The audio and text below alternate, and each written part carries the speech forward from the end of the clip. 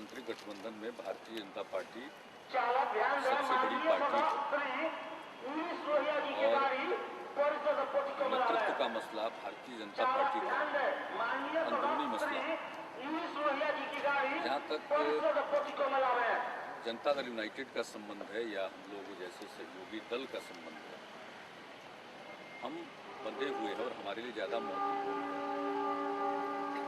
जो common national agenda है। वो जब भारतीय जनता पार्टी के साथ हम लोगों का संबंध बना, उसी समय ये निर्धारित हो गया कि इसमें 3 विषयों को इसमें नहीं शामिल किया जाएगा और वो स्टैंड साफ हो गया। एक हुआ कि अयोध्या के विवादित मसले पर आपसी बातचीत के जरिए होगा या अदालत के फैसले के मुताबिक। दूसरी बात, धारा 370 को हटाने की बात नहीं। और तीसरी बात, कॉमन सिविल कोड को लागू करने की या थोपने की बात नहीं। ये विषय हमारे लिए ज़्यादा महत्वपूर्ण है और उसके आधार पर कॉमन प्रोग्राम बना नेशनल एजेंडा और बाकी इसी के आधार पर राष्ट्रीय जनतांत्रिक गठबंधन केंद्र स्तर पर चल रहा है और सफलतापूर्वक चलता रहा है।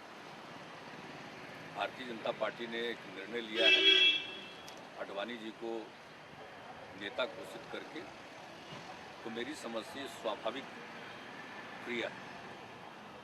आदरणीय अटल बिहारी वाजपेयी जी के बाद लाल कृष्ण आडवाणी जी ही सबसे बड़े नेता थे और एनडीए में भी उनकी सहयोगी दल में भी इज्जत रही है और अटल जी के बाद आडवाणी जी को ही लोग मान कर अटल जी और भारतीय जनता पार्टी ने अगर कोई निर्णय लिया है कि आडवाणी जी के नेतृत्व में भारतीय जनता पार्टी आगे बढ़ेगी, तो ये उनका अंदरूनी फैसला है और मेरी समझ से ये स्वाभाविक क्रिया है। जेडीयू बावजूद इसके रहेगी कर दिया को पूरा, तो हमारे लिए तो कॉमन प्रोग्राम ज़्यादा महत्वपूर्ण है। और जहाँ तक नहीं, एनडीए में तो कोई हार्ड लाइन नहीं चला है। एनडीए में तो वही लाइन चली है जो एक्सेप्टेड लाइन है और मैं उसको दोहरा कर करना चाहता हूं कि अयोध्या के विवादित मसले का समाधान या तो आपसी बातचीत से होगा या अदालती फैसले से होगा। धारा 370 को संविधान से हटाने की बात नहीं और कॉमन सिविल कोड, समान आचार संहिता, किसी पर थोपने की बात नहीं। इसके आधार पर हम लोगों का संपर्क के कार्यक्रम तो वो हमारे लिए ज़्यादा इम्पोर्टेंट है। नेतृत्व का मसला ये तो स्वाभाविक, अगर अटल जी कह रहे हैं और पूरी भारतीय जनता पार्टी कह रही है तो ये उनका अंदरूनी मसला है।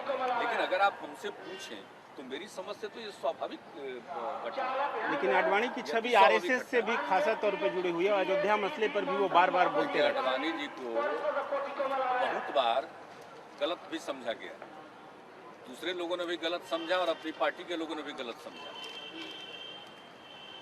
जब पाकिस्तान यात्रा पर वो गए थे तो क्या पार्टी के लोगों ने गलत नहीं समझा? तो आडवाणी जी के बारे में कई प्रकार की लोगों के मन में भ्रांतियाँ रही है और वो एक तरह से मिसअंडरस्टूड भी हुए हैं समय समय। लेकिन वो एक पृथक विषय है। सवाल ये है कि एक राष्ट्रीय जनतांत्रिक गठबंधन है, उसमें सबसे बड़ी पार्टी बीजेपी। हमारे लिए कॉमन एजेंडा महत्वपूर्ण है और हम यह भी जानते हैं कि भारतीय जनता पार्टी में अटल जी के बाद सबसे बड़े नेता आडवाणी जी हैं। आज अगर अटल जी चाह रहे हैं और भारतीय जनता पार्टी चाह रही है कि आडवाणी जी नेतृत्व करें, तो इसमें कुछ भी अस्वाभाविक नहीं, यह स्वाभाविक प्रक्रिया है। और बाकी के एजेंडा पर जो नेशनल डेमोक्रेटिक अलायंस बना हुआ है, तो उस एजेंडा के साथ कोई छेड़छाड़ अगर नहीं है तो फिर हमें कोई एतराज की कहाँ बात, बल्कि मैं तो कहूँगा कि यह स्वाभाविक क्रिया है, ये बिल्कुल स्वाभाविक घटना है। आफ्टर ऑल अटल जी के बाद आडवाणी जी तो थे। आगे तो धर्मनिरपेक्षता के प्रति जो अटूट आस्था है वो जग जाहिर है।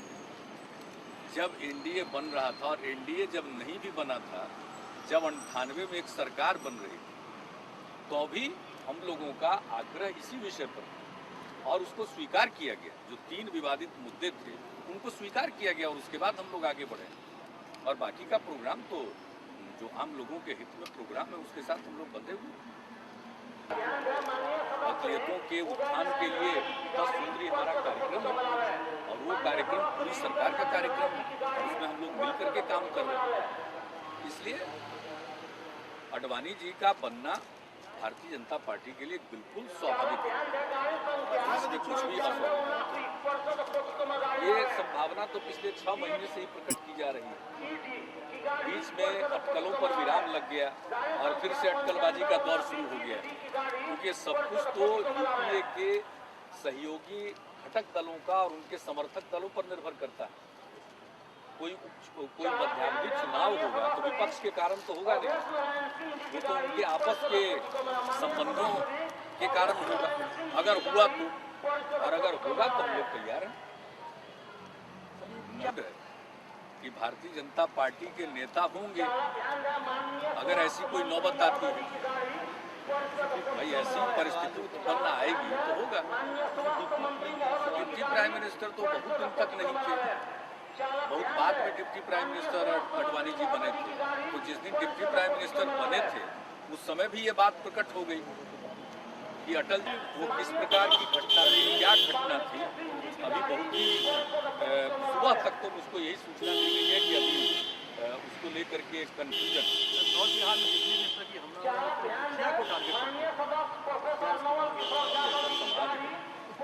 सर ये रघुवंश